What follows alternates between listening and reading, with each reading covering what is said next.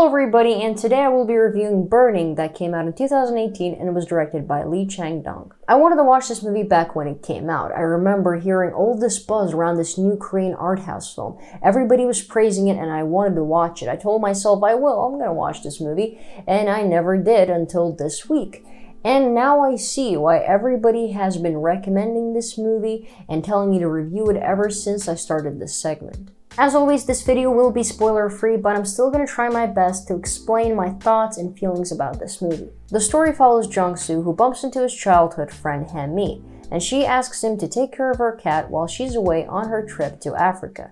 She comes back from Africa with a new mysterious friend, Ben, and he tells Jong-seo about his weird hobby, and after that, the story takes a turn. There are three important characters in the story, and they are, just as I mentioned, Jong-seo, our protagonist, and the story is told from his perspective, his quirky childhood friend Han-mi, and the most enigmatic of them all, Ben. One of the first ideas the movie presents is the distinction between little hunger and great hunger. Before leaving for Africa, Han-mi tells Jong-seo that Bushmen in Kalahari deserts have two types of starving people: little hunger, people who are literally hungry, and then great hunger, people who are hungry for the meaning of life. Those are the truly hungry people. Both Jong-seo and Han-mi represent great hunger. Throughout the whole movie, Jong-seo seeks answers. He wants to understand the world. He's an aspiring writer, but when Ben asks him why isn't he really writing currently, Jong-seo tells him that he doesn't really understand the world. Han-mi is the biggest representation of great hunger, as the director Lee Chang-Dong himself pointed out. She so desperately wants to understand the meaning of her existence. When she explains great hunger, she proceeds by saying, "Great hunger. Cool, right?" When she describes the sunset in Africa, she says that she wishes she could also disappear just like that sunset, without a trace. Because for most, what's the point to go on without a purpose, a meaning we all yearn for? Ben is not concerned with great hunger. For him, life is a game, and his job is playing. That's how he describes his job to Jong-seo. One could think Ben has it all. He's young, successful, and rich. He drives around a Porsche and lives in a nice area in Korea. But still, there's something he desires as well: fun.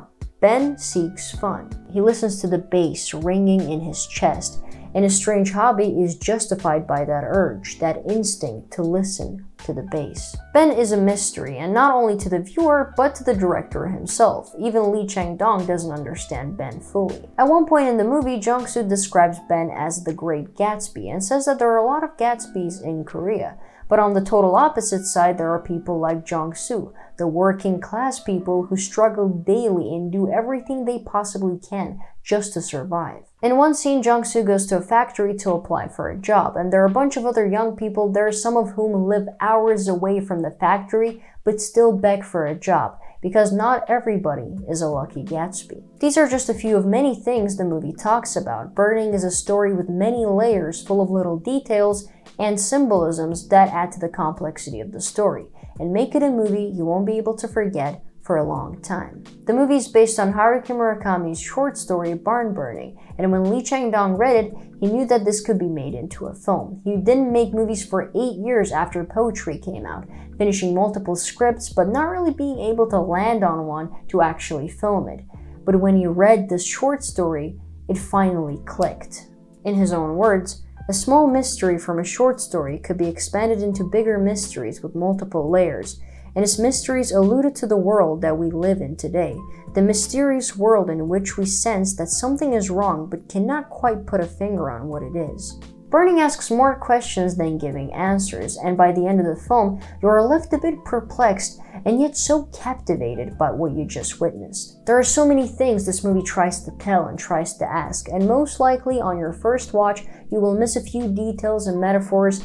After all, there are so many of them. Throughout the whole movie, my brain was working hard trying to figure out Burning's many mysteries, trying to understand the characters and metaphors, everything that Lee Chang-Dong wanted to tell the audience. However, the things you missed in the movie won't let go of you. They will make you think and think for days on end. I wasn't able to get this movie out of my head for days, and that's one of the best things about this movie. It is filled with questions and won't let you just rest and leisurely watch it. Burning demands its audience to pay very close attention to everything, just like the director Lee Chang-Dong did, while crafting this movie. And if you're expecting to get some answers by the end of the movie, well, forget about that, because the ending of this film will throw you into more confusion. The ending could be interpreted in a few different ways, and it's up to us to decide what it means, because even the director himself isn't exactly sure what it is. So if you don't like movies that will give you more questions than answers, well, this movie is not for you. But for all the lovers of multi-layered complex stories, Burning is a must-watch. I enjoyed every minute of this film, and it didn't leave me after I moved away from the screen. It kept me thinking for days and enjoying the depths of the story that Lee Chang-Dong so masterfully created. To me, it seems that films these days are becoming more and more simple, and the audience seems to desire simpler stories. Of course, films sort of shape the desires and the demands the audience makes. So I kind of wanted to go against this trend and see if a film can sort of throw endless questions at the audience. Endless questions about a larger, mysterious world. This film is the result of that experiment. But of course, I can't finish this review without praising the incredible performances by the whole cast and the perfect cinematography that this movie has.